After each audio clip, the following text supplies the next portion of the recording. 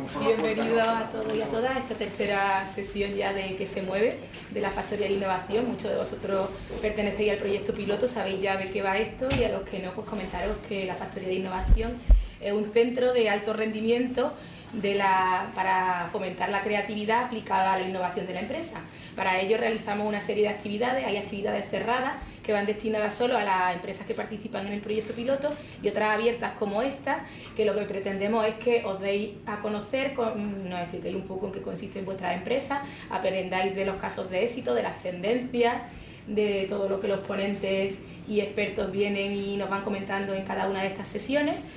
Y podéis ver en la página web de la Factoría de Innovación, viene todo el calendario de actividades, podéis iros apuntando a las que más os interesen, y también pues podéis seguir podéis ir informando a la gente desde fuera a través de nuestro Twitter. Tenéis ahí el listado para que vayáis mandando tweets y comunicando con el resto de la comunidad de FDI que está conectada a través de las redes sociales, no solo en Twitter sino también en LinkedIn. Hoy tenemos a Fernando Casani, que nos va a hablar de las tendencias y los nuevos modelos de comercialización en industrias creativas en la economía digital, y tenemos dos casos de éxito. Vienen por un lado Ilustrarte de Madrid, Leire Quintana y Rafa Vivas, y de aquí de Sevilla Pedro Jiménez, de la empresa Hacemos 98. Así que sin más os dejo con Fernando Casani, que es profesor de la Universidad Autónoma de Madrid, de la EOI y entre otras cosas, ¿no? Pues muchas gracias. Bueno, pues como tenemos puesto aquí, el objetivo hoy es hablar un poco de las tendencias a las que van las industrias de la creatividad y qué está pasando con los modelos de negocio que tenemos ahí. El motivo yo soy profesor de la Universidad Autónoma de Madrid, y el motivo de que esté aquí es que hemos hecho con la EOI un estudio que le llamamos Estudio de Economía, Nueva Economía 20+20, que estamos haciendo una serie de publicaciones sobre distintos sectores cercanos a una economía un poco diferente, medido de otra manera. Estamos haciendo casos de empresas, entonces, bueno, pues uno de ellos que los que hemos hecho ha sido sobre industrias de la creatividad, entonces luego hablaré también sobre él. Entonces, en primer lugar, lo que vamos a ver es qué es lo que está cambiando de tal manera que estemos hablando de la palabra nuevos modelos y tendencias, ¿no? Es decir, eso quiere decir que teníamos una situación previa y a partir de ahí se produce una serie de cambios.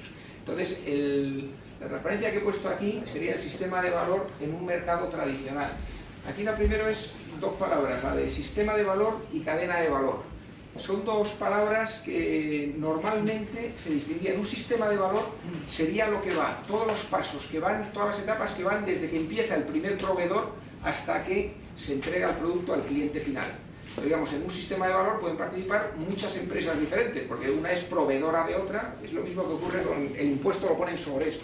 El impuesto sobre el valor añadido es cada proveedor al siguiente le va pasando la factura y va creciendo el impuesto sobre el valor añadido, y el valor total sería el que paga al final el cliente.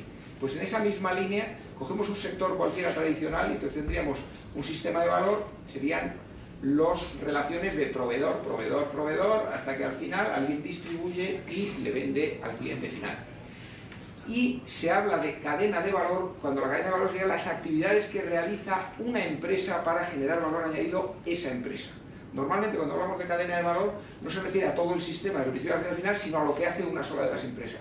Lo que pasa es que en el caso de las industrias creativas normalmente se habla de la cadena de valor del sector. ¿Y por qué? Porque normalmente eran empresas grandes que integraban todos los aspectos de la cadena, de tal manera que cuando ahora tienen problemas esas grandes empresas, se les ha roto la cadena de valor del sector de la música, o del sector, en realidad lo que se ha roto es la cadena de valor de las grandes empresas que había en el sector de la música. Es decir, que aquí lo utilizaríamos prácticamente cadena de valor como sistema de valor, como sinónimos, en el sentido de decir los distintos pasos que hay que dar para llegar desde la primera materia prima hasta que se ofrece a un producto al cliente final.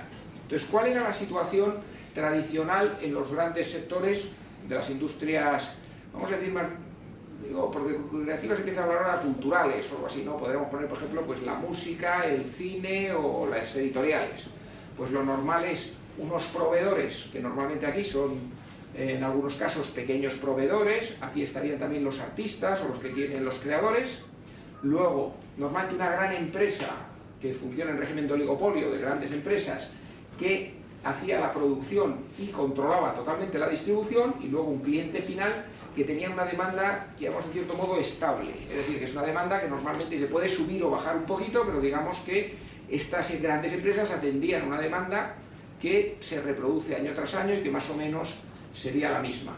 Las empresas, estas oligopolísticas grandes, podían tener dentro de su cadena de valor, dentro de sus actividades, muchas de las actividades estas, o las pueden subcontratar a los pequeños proveedores de fuera. Si las tienen mucho, le llamaríamos que están integradas verticalmente. Si es hacia atrás, llamamos upstream, aguas arriba, quiere decir que absorbes a tus proveedores. O si vamos hacia la distribución, aguas abajo. Normalmente estas grandes empresas que dominaban las grandes editoriales, en España pues tendríamos Planeta o Santillana o lo que fuese, las grandes productoras de cine o las grandes productoras de música, normalmente funcionaban así, eran mercados estables, vendían sus productos de forma estable, una demanda, y el negocio, digamos, era estable, y por tanto se iba reproduciendo a lo largo del tiempo. ¿Qué es lo que nos va a cambiar aquí? Lo que va a cambiar, sobre todo a partir de los años 80 del siglo XX, lo que va cambiando es una serie de cosas que empezamos a llamar economía del conocimiento. Es decir, aparece una serie de cosas nuevas que hace que estos negocios tradicionales, organizados como estaban puestos antes, empiezan a sufrir cambios y mutaciones. Entonces, una de ellas muy importante, la globalización. La globalización, lo que entendemos en general por globalización, hay menos fronteras, es más fácil mover los productos, y sobre todo de los mercados financieros. Ahora se ha puesto muy de moda todo el tema de los mercados financieros, porque con la crisis que hemos tenido en 2007 y todo esto, pero en realidad todo este proceso de globalizar, es decir, del movimiento de capitales a lo largo de todo el mundo, influye mucho también en las otras partes, porque el capital, al moverse más rápidamente, solamente financia negocios y se pone en aquellos sitios donde existe una rentabilidad determinada y unas condiciones determinadas. De tal manera que al poder mover con más facilidad los capitales, pues los capitales van a un sector o a un negocio que les da las mejores condiciones. Si ese sector o ese negocio lo deja de dar, inmediatamente los capitales se mueven y van a otro país, a otro sector o a otro negocio donde se los va dando. Entonces, esa movilidad, no solo de los productos y de los sectores, que es más fácil también, las multinacionales pueden vender en sitios más lejanos o de otra manera, sino también de la propia financiación de las actividades, que también se empieza a mover, pues hace que los negocios empiecen a descomponerse. La segunda de las cuestiones importantes de aquí son todas las grandes inversiones que se realizan en transportes y comunicaciones. Entendido por comunicaciones, tanto las digitales, con todo lo que es crear las redes de internet, etcétera, como lo que son las comunicaciones puramente logísticas, ¿no? Carreteras, aves, trenes, aviones, etcétera, que hace que los productos y la información se muevan muchísimo más rápidamente y en cualquier sitio la puedas colocar con mucha más facilidad. Si vemos en la primera que decimos que la globalización te permite que el mundo, tenemos ahí una foto del mundo de tal, llegar a cualquier sitio del mundo con más facilidad porque hay menos trabas, si a su vez le pones las infraestructuras adecuadas para que físicamente llegues fácil y además desarrollas las redes de información, tecnologías de la información, que sería la siguiente que vemos aquí con la digitalización, que te permite descomponer los productos en bits, en unidades de información y mandarlas a toda esa velocidad, cambia bastante el panorama, porque lo que eran antes mercados cerrados y físicos empiezan a convertirse en mercados muy abiertos y además mercados digitales o mercados de información, con lo cual es difícil de controlar lo que está ocurriendo con eso, porque además la digitalización lo que ocurre es que va contra una de las leyes fundamentales de la economía, que es la ley de los rendimientos decrecientes. ¿Qué significa la ley de los rendimientos decrecientes? Que siempre nosotros, el ejemplo que nos ponían era, si nosotros en una maceta echamos unas semillas y echamos agua, crece una planta, una flor, lo que quieras. Si le echas más semillas y le echas más agua, todavía te crece más. Pero llegado a un determinado momento, vuelves a poner más semillas o más agua y en lugar de crecer, lo que hace es que se te va muriendo lo que vas teniendo. Es decir, que el rendimiento decreciente, tú por más que le vayas metiendo factores, llega un momento en que no puede crecer más la producción. Entonces es el límite que teníamos a la producción. Sin embargo, cuando nosotros digitalizamos, entonces la economía, tal y como nosotros la teníamos configurada hasta ese momento, era una economía de la escasez. Es decir, que dices, como todos los productos físicos es difícil tener tantos, si quieres hacer más te falta de un recurso o del otro, tienes esas dificultades decrecientes, pues en el fondo el precio de las mercancías vale por la escasez que tiene la mercancía. Es decir, de tal manera que dices, bueno, si fabricas mucha es más barata, pero llega un momento en que tienes un límite, que no puedes fabricar más, o que las que fabricas valen en función de que son escasas. ¿Qué ocurre cuando nos aparece la digitalización? Que ya no se justifica esta parte de la escasez, porque si yo hago un fichero, que es una canción de música, y la reproduzco 1000 millones de veces, cuantas más veces la reproduzco, más veces tengo la canción. Y no he perdido nada en el camino. Luego ahí no hay un problema de la economía de la escasez. O sea, no hay un problema de decir es que tiene que tener este precio esa canción porque no puedo dar más a las que hay porque vale algo. Sino que yo una vez hago una, la puedo dar a todo el mundo y no hay escasez. Entonces, claro, está pensada la economía para administrar y poner precio en los mercados a bienes escasos. Para la economía es bastante más complicado poner precio a bienes no escasos, salvo que los hagas escasos tú voluntariamente. Entonces dice, bueno, pues la solución ¿cuál es? Es decir, pues yo lo restrinjo y lo hago escaso. Pero lo que se ha demostrado es que no es tan fácil hacer escaso un bien digitalizado. Entonces, ¿cuál era la manera? Poniéndole un aparatito anticopia o haciendo algo así.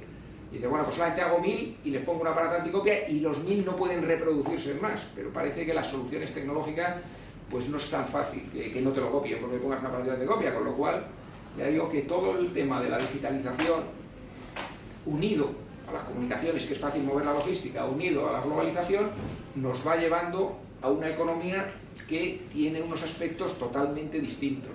Y la última gran parte que es importante es que además uno de los recursos nuevos que aparece vinculado con todo este movimiento es que una fuente de recursos es el conocimiento, no es un recurso físico, sino el reconocimiento o la creatividad como un factor de producción. Muchos de los productos finales que llegan a los consumidores tienen un componente importante de recurso principal que es conocimiento o creatividad. Al ser de esta manera, también cambia respecto a lo tradicional, porque antes el propietario de la tierra o el propietario de la tecnología, de las fábricas, pues realmente tenía un producto físico y cobraba una renta por ponerlo en funcionamiento. Al ser el factor conocimiento y crecer indiscriminadamente en unos sitios y en otros, pues ya no es exactamente la misma situación, pero luego también tiene otro problema, y es que los bienes físicos los puedes proteger físicamente, y el conocimiento pues no es tan fácil de proteger, puesto que lo tienes que proteger a través de una legislación o de unas cosas, pero no lo puedes meter en una caja fuerte y decir pues ya no se toca de aquí. Entonces, todas estas características, o he puesto por simplemente unos hechos singulares que son los que van condicionando, lo que van a generar es un montón de amenazas y oportunidades. ¿Amenazas para quién? ¿Para quién van a ser amenazas todas estas cosas? Digo, a las empresas. ¿A qué tipo de empresas todo esto es una amenaza? A todas las grandes empresas que he puesto en la transparencia anterior. Las grandes empresas que estaban organizadas, funcionando como y que estaban tan contentas como en la transparencia anterior, controlando ellos todo lo que son los canales de distribución, controlando la producción y teniendo una clientela estable, cuando les aparece todo esto, para ellas son amenazas. ¿Por qué? Porque empiezan a no poder vender lo mismo que antes, empiezan a no conseguir ingresos, empiezan a aparecer nuevos productos, empiezan a aparecer nuevas cosas. Sin embargo, lo que siempre destacamos al lado de que lo que son amenazas para uno son oportunidades para otros. Entonces, ¿para quién serían en este caso las oportunidades? Para aquellos pequeños innovadores, creadores, distintos, es decir, todos aquellos que crecen alrededor de todas estas oportunidades que generan aquí alrededor. Es decir, que lo que el otro pierde porque no puede hacerlo, aparecen pequeñas empresas, aparecen innovadores, aparecen puntos que son capaces de moverse en ese territorio y por tanto lo que para uno es una amenaza, para el otro es una oportunidad. Entonces, con lo que nos vamos a encontrar ahora básicamente va a ser con unas grandes empresas que van a estar a la defensiva intentando poner normas, reglas y tal que les permitan seguir como el modelo anterior, y muchas otras pequeñas empresas que están en los márgenes intentando trabajar fuera de esas reglas, intentando modificar esas reglas por que es donde van a tener sus oportunidades de mercado. Entonces, tradicionalmente ya pasaba eso así, ¿no? Es decir, en el mercado cultural, cuando yo pongo la transparencia esta primera aquí, dices, solamente había aquí una gran empresa que hacía todo esto, y dices, no, esta era, digamos, lo que es el sector más tradicional, pero siempre alrededor de esto se movían pequeñas empresas que podían ser proveedores, o bien también pequeñas empresas que podían ser alternativas. Es decir, que dentro de cualquier sector cultural siempre había algunas empresas que normalmente llamaban independientes, ¿no? ¿Qué eran independientes? Porque estaban en los márgenes, moviéndose alrededor, no del gran negocio, sino un poco en los márgenes del negocio, y eran pues, si pudiésemos utilizar a lo mejor lo que se utilizó en los 60, no contraculturales, es decir, que si la cultura era oficial, pues la contracultura eran los pequeños independientes que estaban ofreciendo alternativas. Entonces, de alguna manera eso ya existía aquí. Lo que va a ocurrir a partir de todas estas cosas es que al romperse, digamos, la estructura tan rígida, pues va a haber muchas más oportunidades para ver todo esto hacia dónde va a avanzar. Entonces, la siguiente que plantea dice, ¿y qué consecuencias tiene para esa estructura que teníamos dibujada en la primera transparencia? Dice, pues la consecuencia es que de esa cadena de valor que hablábamos al principio se va a pasar a la red de valor. Lo que se va dando cuenta que una cosa que era lineal y por etapas y que se podía controlar cada una de las etapas, lo que empieza a ocurrir es que se convierte en una estructura más bien reticular, en las cuales las etapas no son lineales y empieza a haber movimientos distintos que se ofrecen unas cosas en unos sitios y en otros. ¿Dónde se produce la primera ruptura, la más importante de todas? En la distribución. Es decir, aquellas grandes empresas que tenían controlados los canales de distribución y por tanto tú hicieses lo que hicieses, si no pasabas por la distribución no eras capaz de llegar al mercado, con la aparición de Internet y las nuevas empresas que empiezan a aparecer allí, pues lo que hacen es que rompen esos cambios de la distribución. Entonces la gran ventaja que era el poder de las grandes empresas se les vuelve en su contra, porque tienen un montón de canales de distribución que son muy caros de mantener y que sin embargo en el momento en que la gente se los salta y entra por otros canales, pues se encuentran en desventaja. Aquí la empresa sintomática, la que generó todo este debate, fue en el mercado de la venta de libros. ¿Cuál fue? ¿Recordáis? Amazon. Amazon, cuando en Estados Unidos Amazon empezó a vender libros a través de Internet. Digo, era la época prehistórica, digamos, del Internet para nosotros, ¿no? Porque todavía no teníamos tanto acceso a la red nosotros directamente aquí en España, pero los americanos tampoco. Es decir, que cuando empieza incipientemente la red a tener una utilidad y Amazon empieza a vender los libros, la empresa grande americana, la que representaría el modelo que he puesto ahí delante, era una que se llamaba Barnes & Noble, todavía sigue estando allí. Entonces era una empresa que sería como si fuese aquí la FNAC o algo así, o en Madrid, o no sé, aquí igual, o el Corte Inglés con sus librerías. Es decir, una empresa que tenía librerías en todas las ciudades de Estados Unidos, grandes superficies de libros, donde tenía los precios más baratos y además ocupaba prácticamente casi todas las ciudades y casi todas las buenas esquinas. Entonces era imposible ganarle a vender libros. Allí además en Estados Unidos el libro no tiene precio fijo como en España, el libro se vende al descuento. Entonces alguien que compra todos esos volúmenes, tiene esa red tan amplia de distribución y lo vendía en grandes superficies, parecía que era el sector más seguro, el editorial, vamos, el sector de venta de los libros. ¿Qué ocurre cuando aparece Amazon? Que se quita de golpe toda esa red de distribución, lo pone en la red y empieza a vender a través de la red. Claro, la red es un punto de venta todavía, era mucho más grande que el que tenían los otros, porque todo el que tuviese un ordenador podía comprar, y había más gente que tuviese un ordenador que esquinas con una tienda. Empieza a tener aceptación, el libro te lo puede mandar al día siguiente, si lo pagabas caro, o a una semana si lo pagabas barato.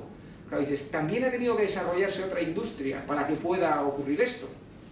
Y lo que se había desarrollado, que es la que he puesto aquí, de la logística, las infraestructuras del transporte. Había aparecido Federal Express, habían aparecido empresas de mensajería que utilizaban aviones.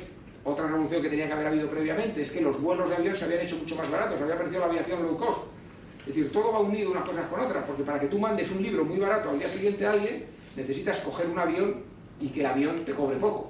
Lo cual quiere decir que la aviación también, que era un negocio que tradicionalmente era como muy caro ir en avión o tal, empieza con todos estos cambios a hacerse más barato. Entonces la combinación de todos esos le permite a Amazon, sin tener ningún libro, con un ordenador ofrecerte un libro. Si tú se lo compras, se lo pide a la editorial se lo pone a un mensajero y el mensajero te lo pone a la mañana siguiente en tu casa. Y a un precio, como se ha evitado la librería, se ha evitado todos los costes, te lo ponía mucho más barato.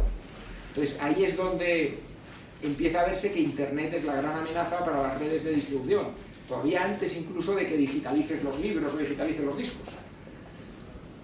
¿Qué ocurrió con Amazon? Todo esto era a finales de los años 90 y parecía, Amazon llegó a valer, fue la empresa que más valía por cotización bursátil en Estados Unidos, muy por delante de General Motors, por supuesto de la librería de Barnes & Noble, etcétera, etcétera. ¿Qué es? Y parecía que el modelo anterior, el modelo de negocio que estábamos poniendo previamente, parecía que ya se había hundido totalmente. Porque, claro, no sé si recordáis el lema que decían que eran los bricks contra los clics. Decían, bricks son los ladrillos. El que tenga ladrillos es un coste, lo tienes que mantener, es físico, necesitas personal, etcétera, etcétera. El que tenga clics es un ordenador y le das a un ratón. Y entonces no tienes ningún coste más que la tecnología. Luego, el que no tiene ningún coste y encima vende más barato, comparado con el otro, luego toda esa economía va a desaparecer. Y digo que esto era a finales de los 90. Y eso duró, esa idea de que todos los modelos de negocios habían cambiado, duró hasta el año 2000. Y aquí aparece la palabra modelos de negocio, que era lo que vamos a decir. Hasta entonces no se utilizaba normalmente la palabra modelo de negocio, que lo hemos puesto hoy aquí en el título. Es decir, ¿cuál es el modelo de negocio? No se hablaba de cuál es el modelo de negocio. El modelo de negocio se suponía que era el que he puesto en la transparencia anterior, el que quería, se ponía en uno de los apartados del sistema de valor, vendía al siguiente o vendía al cliente final y punto. Cuando se empieza a hablar de modelos de negocio es cuando dicen, esa estructura de valor tradicional se ha roto, porque uno puede llegar y vender directamente sin poseer nada, como llaman empresa vacía, con un ordenador, compras, vendes, no tienes nada, cambia el modelo de negocio. Entonces empezaba a utilizarse la palabra modelo de negocio. Yo decía, claro, es que ha cambiado todo, porque ha cambiado la estructura y ahora hay que buscar un modelo de negocio que se adecue con los tiempos. Hay que eliminar los ladrillos y hay que meter los clics, hay que... Y sin embargo, todo eso que parecía que fue una burbuja como la actual inmobiliaria, que subió todas esas cosas, todas estas empresas subieron, Amazon llegó a valer la que más de la bolsa de Estados Unidos y de pronto un día en el año 2000 hace psh, y pinchó. ¿Cuál fue la causa de que Amazon de pronto se deshinchase la burbuja? Digo, muchas, pero vamos, hay una físicamente así que siempre se identifica, y que fueron las navidades. Tuvo tanta aceptación Amazon, que iba subiendo tanto en sus ventas, que ya digo que llegó a ponerse la número 1 por capitalización bursátil, y llegó una campaña navideña y todos los americanos se lanzaron a comprar sus regalos de navidades en Amazon. ¿Qué ocurrió con Amazon cuando realmente la demanda le llegó en masa totalmente? Colapsó. ¿Y cuándo empezó a distribuir los regalos de navidades? En enero. ¿Qué valor tiene aquí que hablamos? Porque esa es la otra palabra que se habla aquí y es muy importante para la creatividad, cuando hablamos de creación de valor. Tú podrías decir que exactamente el iPod que te iban a regalar esas navidades es exactamente el mismo el 15 de diciembre que el 10 de enero. Luego, realmente, ¿por qué protestas? Pero tiene el mismo valor que te entreguen el 15 de diciembre, el 24 de diciembre o el 25 de diciembre el regalo que te lo entreguen el 10 de enero. Entonces aquí aprendieron dos lecciones. Una, que eso de que se pensaba que porque algo exista lo puedes usar masivamente y ya está desarrollado, no es cierto, porque inmediatamente en cuanto tiene tal demanda, pues se puso de manifiesto que la tecnología no estaba preparada, que las empresas no estaban puestas, es decir, colapsó. Pero la segunda que también se puso es que el valor de las cosas no depende solamente de la parte física, sino que el valor de las cosas depende de una serie de atributos más. Y el regalo de Navidades no depende de lo que te entregan, depende de que esté en su fecha y en su momento y en su cuestión.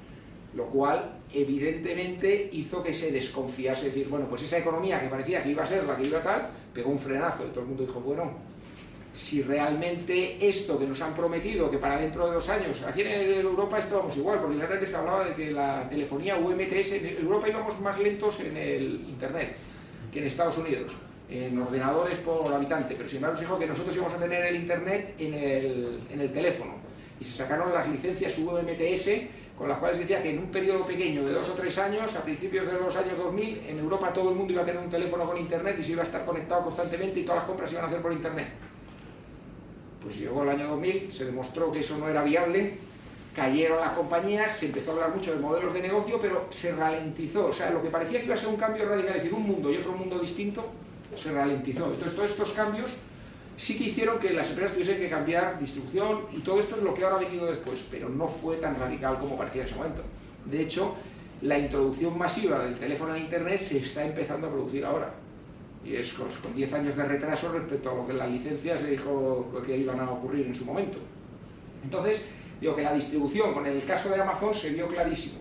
A partir de ahí vino también la digitalización de contenidos. ¿Quién fue el que empezaron con lo de poner las canciones digitalizadas? Una página web se llama Napster. ¿Os recordáis? Pues Napster empezó a abrir la posibilidad de digitalizar contenidos, e inmediatamente detrás de eso viene, pues todo ahora vino la música, ahora el mundo editorial. Luego vino otro tema que sería entonces, en el momento en que la digitalización viene de tecnologías de la información y los contenidos vienen de la industria creativa, pero son información, todo lo que sea mezclar tecnologías de información con conocimientos, con contenidos, empieza a hacer que hay una convergencia entre las distintas tecnologías y por tanto con los distintos mercados. Un ejemplo, el que más así es cuando la música parece que se hunde, el que consiguió hacer dinero con la música, ¿quién fue? Apple, con el iPod y con el iTunes y con tal. Luego resulta que en la convergencia de dos tecnologías distintas, alguien que se dedicaba a fabricar ordenadores personales saca un reproductor digitalizado de música y lo conecta con una tienda y las vende canción a canción, y aparece otra vez todo el mundo a hablar de la palabra otra vez modelo de negocio. Dice, se ha inventado un nuevo modelo de negocio. ¿En qué consiste ese modelo de negocio? Pues es un modelo de negocio en el cual convergen dos tecnologías distintas o tres tecnologías distintas. Además, utiliza como medios de... Utiliza como medio, como canales de distribución, una cosa totalmente distinta, que es que directamente ya desde tu ordenador vas a la tienda sin el espacio físico, etcétera, etcétera. Entonces vuelve otra vez a hablarse de los mercados de negocio, de los modelos de negocio, y se empieza a ver que en los modelos de negocio hay oportunidades donde menos se esperan, porque no han sido las discográficas las que han conseguido reconvertirse para ganar dinero. Las discográficas se han reconvertido justo a lo contrario. Si todo ha ido hacia lo musical, las discográficas se han dedicado a dar conciertos. Han ido a lo físico, es decir, bueno, pues como no vendemos los discos por este lado, pues vamos a hacer el negocio de los conciertos y vender entradas de conciertos. Que ahora también eso también se les ha llegado a un límite.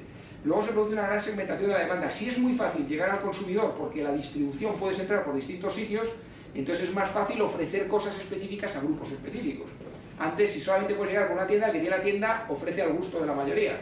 Y los pocos que no son el gusto de la mayoría lo tienen mucho más complicado, porque son sitios muy específicos. En cambio, de esta manera, pues empieza a haber muchas oportunidades de aumentar la demanda. En lugar de atacar a la mayoría, pues puedes ir a distintos grupos, creando distintas comunidades, etcétera, etcétera.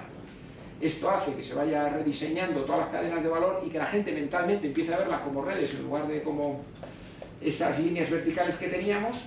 Y en el caso, esto viene unido además en las industrias creativas que nos interesa a nosotros, que se está produciendo también ideológicamente y todo desde los años 80 un paso de la política cultural a la industria creativa. ¿Qué significa esto? La política cultural era un concepto en el cual la cultura es un bien público, lo debe suministrar el Estado sin coste por operación para los que lo reciben, para los usuarios, y normalmente a través de subvención para los que lo producen. Entonces, la gran política cultural, el Estado es una demanda que satisface de sus ciudadanos directamente. Y vamos observando que empieza a haber una crítica de decir que aquello que provee el Estado directamente pues no coincide con los justos de los que lo reciben, ahí lo que llaman los fallos del mercado o tal, y se va introduciendo más mercado en casi todas las actividades. La cultura es una más, pero es que desde que empiezan las privatizaciones de los años 80, pues van avanzando y el Estado de alguna manera deja de proveer directamente los servicios y encarga al mercado de que se hagan sus servicios, ya sea poniendo el dinero directamente el Estado, pero en lugar de repartirlo en forma de subvención, haciendo concursos, metiendo empresas, o bien directamente con la idea que hay, que eso lo promociona sobre todo el Reino Unido, con Blair, con la nueva vía laborista de Blair, de que la industria creativa, es de que el conocimiento, la cultura es una buena fuente de ingresos y que entonces hay que montar empresas, vender, exportar y ser un sector tal, y entonces se va pasando de un lado al otro, lo cual va a hacer también que todavía se modifique más el modelo de negocio de todo este tipo de instituciones o organizaciones que montan la actividad.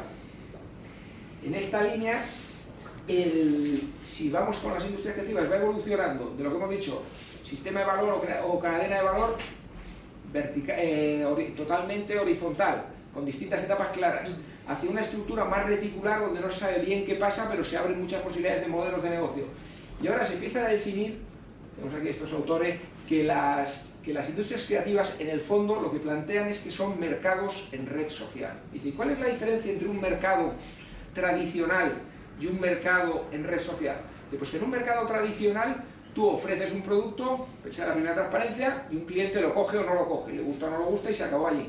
Mientras que en los mercados en red social lo que quiere decir es que hay muchos agentes, les llaman agentes porque ahora es difícil definir qué hace cada uno dentro de la red social, que influyen sobre las decisiones tanto de lo que se produce como de lo que se consume. O dicho de otra manera, la moda de lo que ocurre en un sitio condiciona lo que se vende de eso y lo que se produce. Entonces empiezan a plantear que los modelos hacia los que están evolucionando las industrias creativas son a modelos que son mercados distintos. No solamente que cada empresa tenga un modelo de negocio diferente a ella, que lo hemos visto más en la reticular, sino que los mercados en los que se organizan estas actividades son mercados condicionados por la existencia de esas redes sociales. Y dicen, ¿y quién participa en esos mercados? Dice, participa una serie de agentes, que serían los que estarían en los nexos de la red social. Participa una tecnología o un desarrollo que tiene dos partes, una de un conocimiento y unos flujos que fluyen por la red y unas tecnologías que permiten que en las redes la gente esté conectada. Y en el otro extremo también participan dentro de las redes empresas con ánimo de lucro que no pueden controlar la red como controlaban antes la parte vertical, pero que tienen unos objetivos similares al tradicional de poderse mantener en el tiempo y tener beneficios, etc. Y entonces ahora la gente dice, bueno, entonces los agentes que intervienen serían los clientes típicos y las empresas serían los vendedores típicos. Pues vuelven a plantear y dicen, no, porque en las redes sociales las cosas no están tan claras. Y entonces dice, los agentes, dice, pueden ser las instituciones, como cuando favorecen la parte cultural, pero aparece una palabra que empiezan a usarse que son prosumers o pro-users, o que dice productor y consumidor o productor y usuario simultáneamente, que es un poco lo que luego se ha puesto más de manifiesto con lo que llamamos la web 2.0, ¿no? Es decir, que la gente genera contenidos o genera producto y unas veces es cliente y otras veces es proveedor, y empiezan a ponerse en situaciones más intermedias, en las cuales no es tan claro que uno produce y le vende un producto terminado a otro, sino que dentro de las redes se van generando actividades en las cuales algunos son usuarios y otros son productores, pero que esos papeles se pueden intercambiar bastante fácilmente.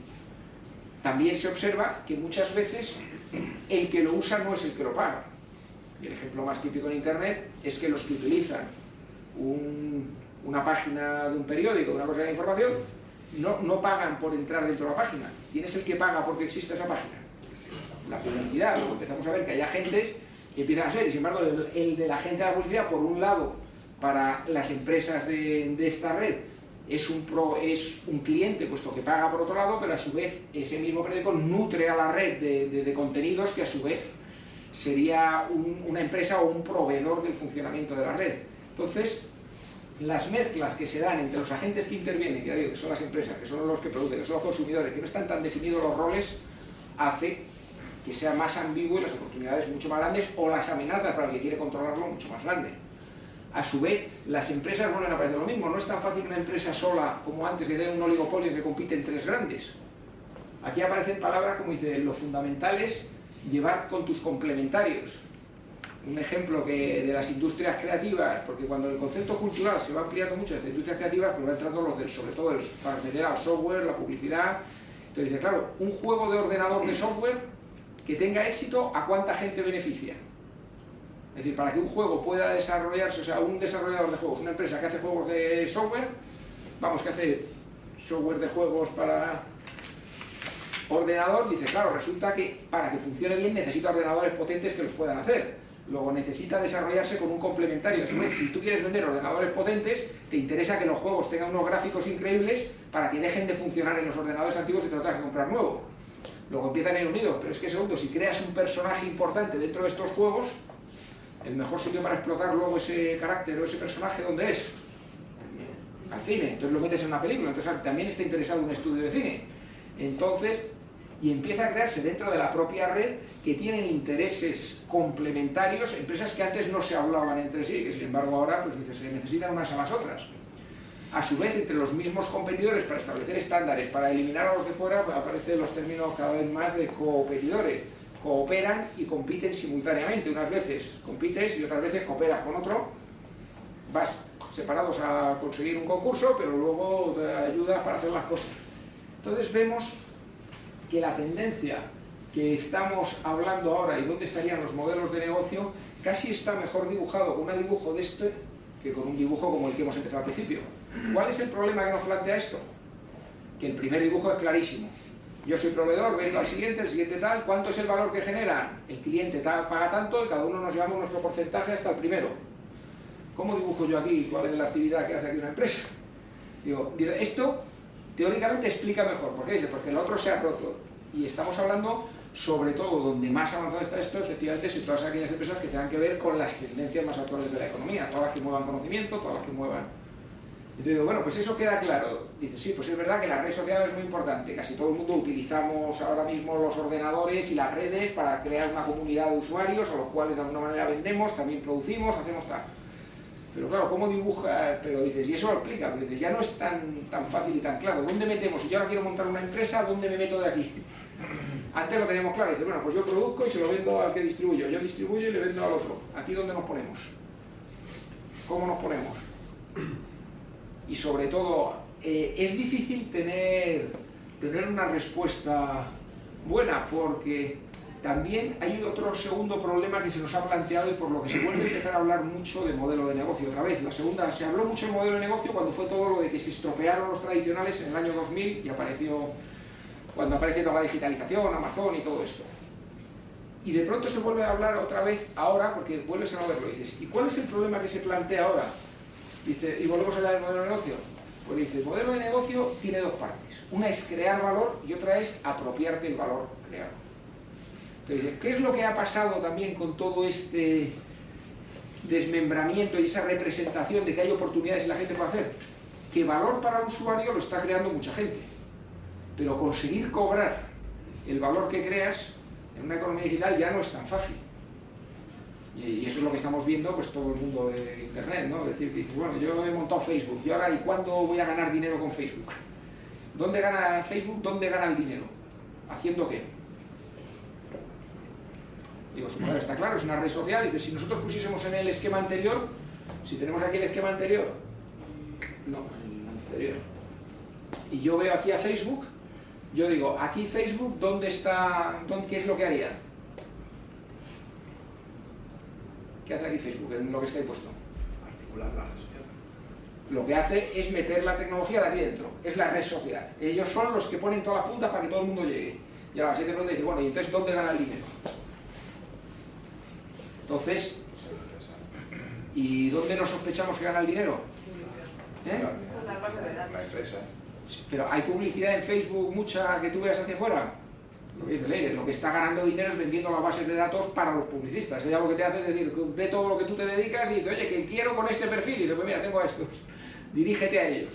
Cosa que no es lo que dice que hace, pero vamos, todo el mundo se sospecha que es donde sale su dinero. Dice que no lo hace. Pero todo el mundo sospecha que el dinero está ahí y que si no lo hace todavía debe tener una información tan grande, sobre todo que el día que lo haga va a ir a tu casa. Entonces digamos que aparece toda esta cosa. Entonces se vuelve a hablar de esa parte, de crear valor y apropiárselo. Y ya digo, ya me voy centrando rápido para que pasemos a lo siguiente. Las funciones de ¿qué es lo que tiene que hacer un modelo de negocio? Hacer una proposición de valor, identificar a quién va dirigido, hacer una cadena, tal, y sobre todo estimar una estructura de costes y un potencial de beneficios de cómo lo va a hacer. Entonces la palabra que nos tendríamos que quedar aquí es decir, cuando estamos pensando en cómo un modelo de negocio ya vemos que las formas son más raras, hay que buscar tal, pero hay una cosa que está clara, tienes que crear valor para que la gente le interese lo que tú haces.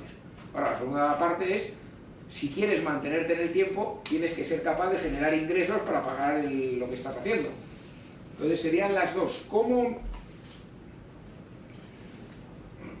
representamos un modelo de negocio? Y aquí era donde nosotros ya cuando empezamos a hacernos el modelo, el estudio que hicimos fue una proposición de valor. Es decir, un modelo de negocio para mí tendría entonces básicamente dos cosas. Una proposición de valor y una fórmula de beneficio.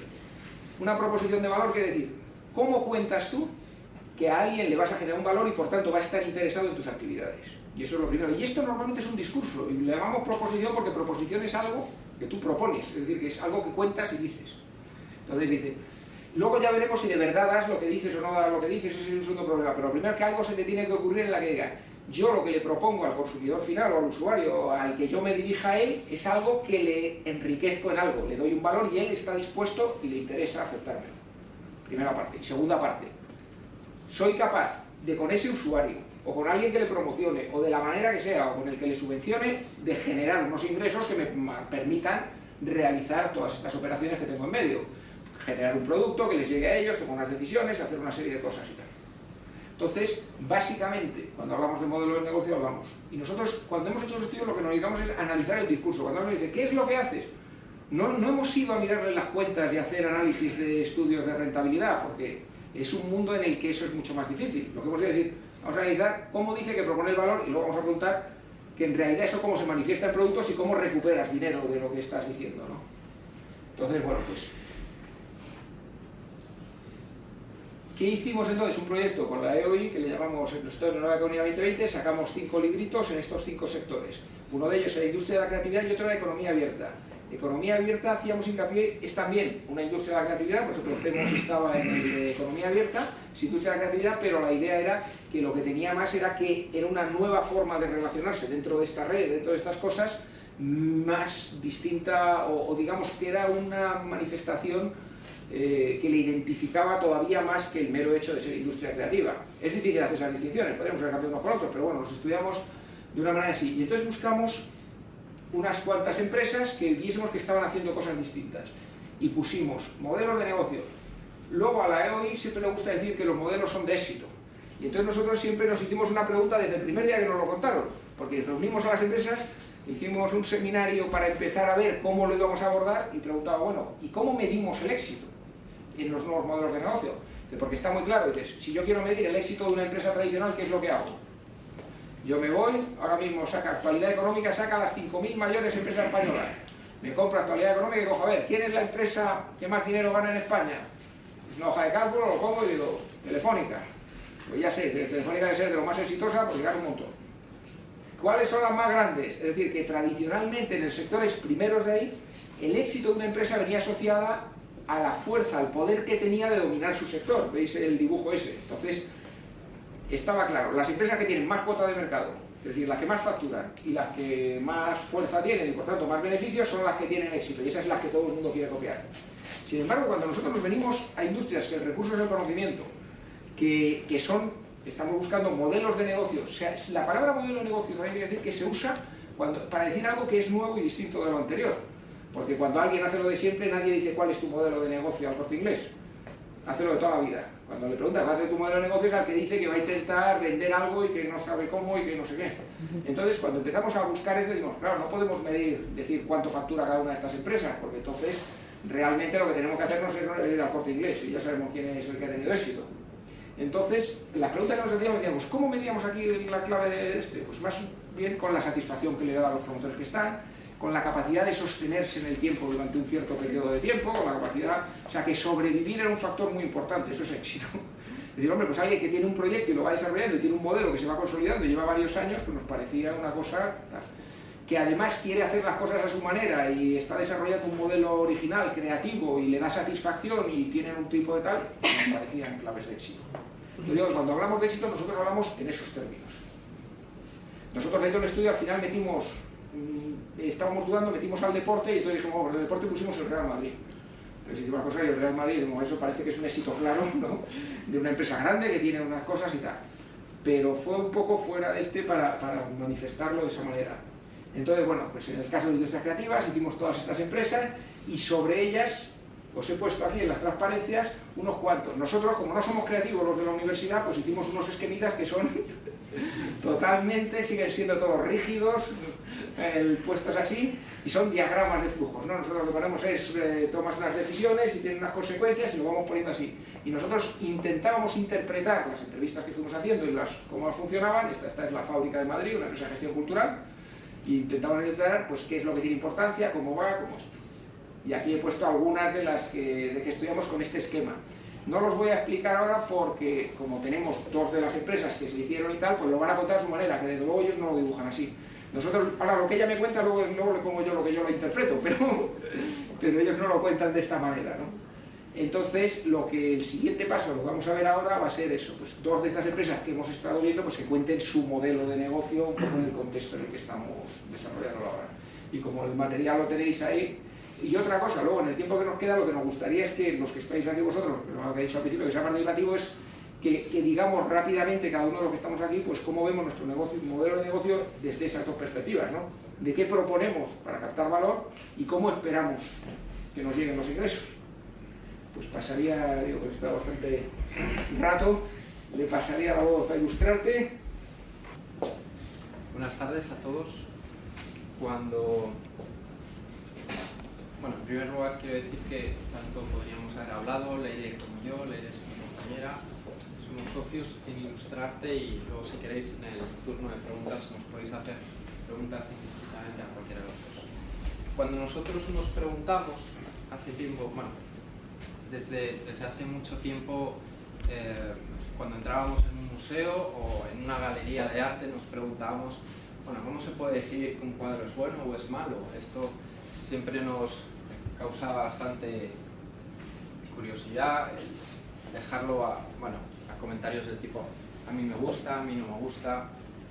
Poco a poco fuimos descubriendo que la calidad de una obra de arte depende en gran medida de la identificación que exista entre el autor de la obra y la obra. ¿Cuánto hay de autenticidad en esa obra? cuánto hay de madurez del artista en la obra que produce. De hecho, si os fijáis, os daréis cuenta cómo en gran parte de las obras de arte la personalidad del artista se ve reconocida. Para nosotros esto ha sido un punto de partida, una reflexión que hemos hecho en nuestra empresa, lo que llamamos la empresa como autorretrato. Para nosotros es muy importante que en la empresa se vea reflejada las personas que hay detrás. Cuanto más se parezca a ese equipo de personas que la componen, más creativa y original será. Para nosotros la creatividad no es exclusivamente hacer una empresa con unos productos muy originales, unos servicios extraordinarios. Hay mucha gente que nos pregunta, pero bueno, ¿cómo podemos ser creativos en los tiempos que corren en donde todo ya ha sido inventado? Probablemente, si nos fijamos en nosotros mismos, nos daremos cuenta que cada uno de nosotros somos diferentes, que no tenemos par. Somos lo suficientemente complejos y diversos los seres humanos como para ser diferentes unos de otros. ¿No deberían de ser nuestras empresas también diferentes, singulares, del mismo modo que son las personas que lo componen? Esta mentalidad que nos persigue de la empresa como autorretrato se ve reflejada en muchas de las cosas que hacemos. Y este autorretrato que hemos conseguido y que está en continua construcción es el que os vamos a contar hoy.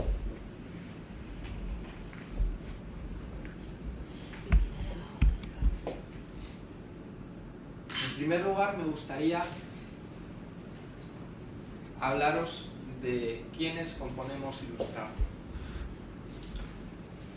Somos, en primer lugar, 3 socios muy amigos que venimos de un mundo muy diferente al mundo cultural o el mundo creativo. Venimos los 3 del mundo de la empresa, consultoría y abogacía. Por una amistad muy estrecha entre los 3 socios nos damos cuenta que queremos pegar un giro importante en nuestras vidas, queremos reinventarnos. Y ese fue el germen de Ilustrarte. Empezamos a detectar cuáles eran nuestras pasiones, qué nos gustaba hacer. Y vimos que había una parte muy importante de nosotros en la cultura y en la creatividad. En primer lugar en la cultura, porque además de trabajar en esos sitios, muchos de ellos tristes, nos gustaba ilustrar libros infantiles. Éramos ilustradores de libros infantiles y publicábamos y lo íbamos compaginando con nuestra actividad. Al mismo tiempo existía en los 3 una preocupación clara por la creatividad y queríamos poder desarrollar un discurso que interesase a las empresas, que fuese riguroso y que al mismo tiempo tuviera que ver con nosotros. Nuestra empresa ha crecido muy poquito, ya lo forman parte algunas otras personas que hemos contratado y me siento muy orgulloso de decir que lo que sustenta esta relación no es simplemente el respeto, sino la admiración. Yo recuerdo hace tiempo en televisión una de esas encuestas que se hacen, que preguntaban micrófono en mano a las personas que pasaban por la calle: ¿qué esperas de tu pareja? ¿Qué quieres? ¿Qué tipo de expectativa tienes respecto a lo que debe sentir tu pareja sobre ti? Y había personas que decían: yo quiero al menos que me respete. Siempre me ha parecido un horizonte muy pobre el respeto. El respeto yo lo espero del portero de mi finca o de mi vecino, pero el respeto por parte de mi pareja, bueno, hay personas que lo pasan mal y sin querer entrar en ese tipo de situaciones sí que es una preocupación constante. En nuestro caso, que exista admiración, de hecho la hay, admiración profesional por los que componemos Ilustrarte, y entendemos que esto es un horizonte al que no queremos renunciar. Por otro lado, identidad. Identidad porque existe una preocupación continua de que la empresa haga cosas que tienen que ver con las personas que componemos nuestra organización. Identidad porque estamos muy preocupados de que el crecimiento de la persona en el transcurso de estos años que llevamos como gente de empresa, estamos muy atentos a que sigamos preocupados por los anhelos, los sueños, las esperanzas de los que formamos parte de la empresa, para saber si tenemos que dar un giro, si tenemos que adaptar algo. Y bueno, pues esto hace que, aunque seamos pequeños, seamos inmensamente felices.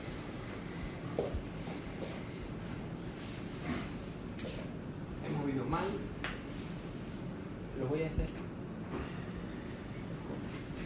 ¿Qué es lo que hacemos? Pues, como os he explicado antes, nos dedicamos básicamente